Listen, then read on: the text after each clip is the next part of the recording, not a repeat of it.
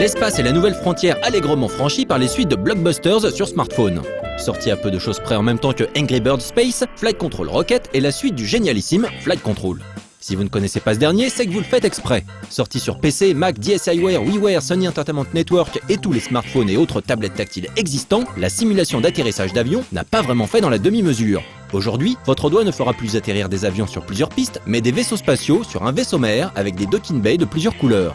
Dit comme ça, on a l'impression que le studio Firemint, qui s'était récemment distingué avec l'excellent SpyMouse, disponible depuis peu sur Android, s'est contenté d'un bête rhabillage de son hit. Ce n'est pas le cas. Pourtant, son gameplay minimaliste reste inchangé et nécessitera une nouvelle fois de guider une quinzaine de types de vaisseaux aux comportements distincts, apparaissant de façon anarchique de tous les coins de l'écran. Certains accélérant lorsqu'on leur attribue une destination, d'autres larguant derrière eux des petits qui viendront pourrir vos trajectoires d'atterrissage. À ce principe inchangé, les développeurs ont greffé plusieurs petites nouveautés. Il sera par exemple possible d'acheter des robots que l'on pourra attribuer à 3 slots, ces derniers influant sur certains paramètres de jeu, en multipliant vos gains, vos points ou encore en modifiant le comportement d'un certain type de vaisseau. Ces robots gagneront en expérience, celle-ci pouvant être multipliée par l'usage de cristaux que l'on pourra acheter dans la boutique. Dans cette même boutique, il sera possible d'acquérir des piles qui permettront d'étendre la durée de vie des robots, leur utilisation étant limitée dans le temps.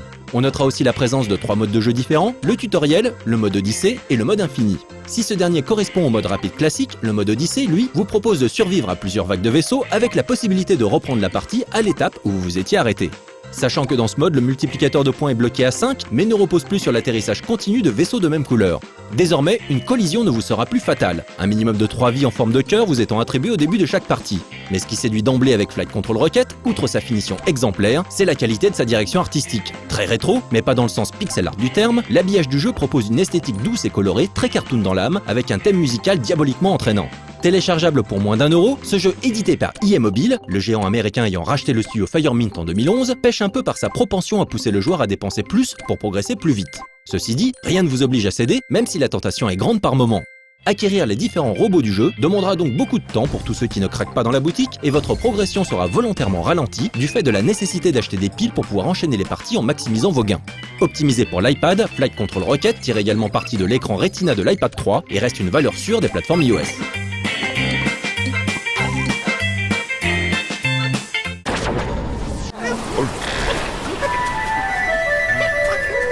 Jusqu'à maintenant, Angry Birds s'était contenté de quelques updates thématiques tels que Seasons et Rio, sans modifier le moins du monde son gameplay. Angry Birds Space, lui, apporte réellement quelque chose de neuf. Désormais, les cochons sont planqués dans des bulles d'oxygène flottant dans l'espace ou des structures posées sur des planètes. Les oiseaux, eux, se propulsent toujours à l'aide d'une fronde. Jusque-là, rien de bien nouveau. Sauf que les planètes sont entourées d'un champ de gravité qui modifie la trajectoire de vos lancers. Il faudra donc jouer avec la force d'attraction des planètes, un peu comme dans le jeu WiiWare Artstyle Orbiant, pour aller jusqu'à mettre en orbite ces oiseaux. Du coup, le gameplay du jeu s'en trouve profondément modifié. Si la mécanique reste la même, on casse du cochon en shootant des oiseaux de différents types dans les airs, certains explosifs, d'autres qui se séparent en plusieurs oisillons, les paramètres à prendre en compte sont nettement plus nombreux et demandent un investissement cérébral plus important de la part du joueur. On devra par exemple arracher des débris à l'attraction d'une planète pour les envoyer bouler dans l'espace afin d'éclater les bulles abritant des cochons, ou encore s'arranger pour pousser des rochers stationnaires vers une planète afin qu'ils soient happés par le champ de gravité et détruisent les abris des cochons situés à sa surface. Si Angry Birds premier du nom était un jeu franchement basique, Angry Birds Space devrait maintenant pouvoir séduire des joueurs plus aguerris. Autrement dit, Angry Birds Space est un jeu à même de séduire les gamers, jusque-là récalcitrants au jeu phénomène d'Eurovio. Une 60aine de niveaux sont proposés pour le moment, avec des bonus cachés, de nouveaux oiseaux, comme les oiseaux de glace capables de geler les structures, et de nouveaux super pouvoirs. Comme d'habitude, le jeu est payant sur iOS et gratuit sur les plateformes Android, même si l'on doit du coup se coltiner les bandeaux publicitaires. Et puis comment ne pas parler de l'incroyable promo marketing du jeu, dont le lancement a été assuré de l'espace par la NASA et le cosmonaute américain Don Pettit depuis la station ISS. Si ça c'est pas la classe, c'est quand même sympa d'être blindé de thunes de temps en temps. Parce qu'évidemment, Angry Birds Space est déjà en tête des jeux téléchargés sur iOS et Android. Whoa, look at that. Whoa, all the way down. Pour conclure cette rubrique riche en blockbusters, nous avons choisi de vous parler de Twin Spin, la toute dernière production du studio parisien Globes.